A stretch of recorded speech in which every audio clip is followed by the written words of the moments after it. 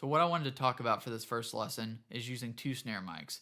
And what I mean by that is actually using two snare top mics along with a snare bottom mic. When tracking drums, a lot of people will just use one mic on the top, such as an SM57, and call it a day.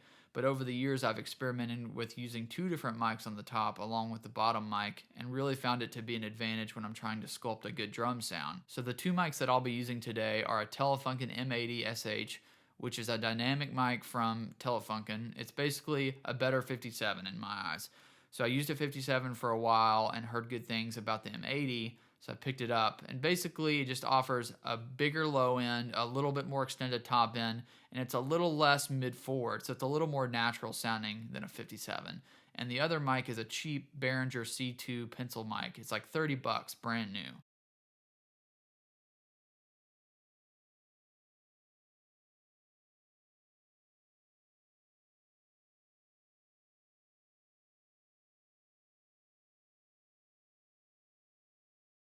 Now I want to show you what these two mics sound like in practice. You'll get to hear a full mix with some processing, and then you'll get to hear each mic individually and blended together without processing so you can really hear what's going on.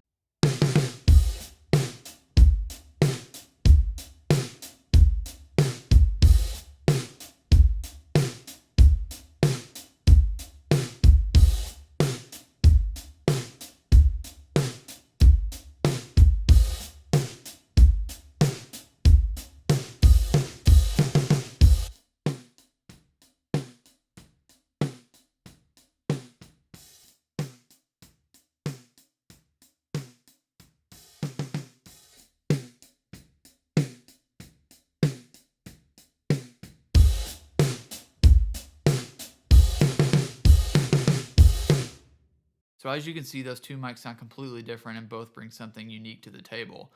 The dynamic mic is more mid-forward, has more attack, and has less cymbal bleed, while the condenser has a little bit more natural sound but more cymbal bleed. Okay, now just for fun, it does sound really cool and could be useful for certain things. I've got all three of those plugins on. So I've got the saturation, a delay, and then the reverb in that order. And I'll show you what that sounds like.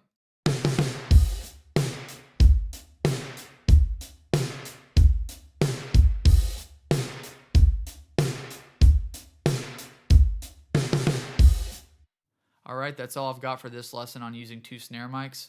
If you've got any questions, feel free to reach out. If not, thanks for watching, and I'll see you next time.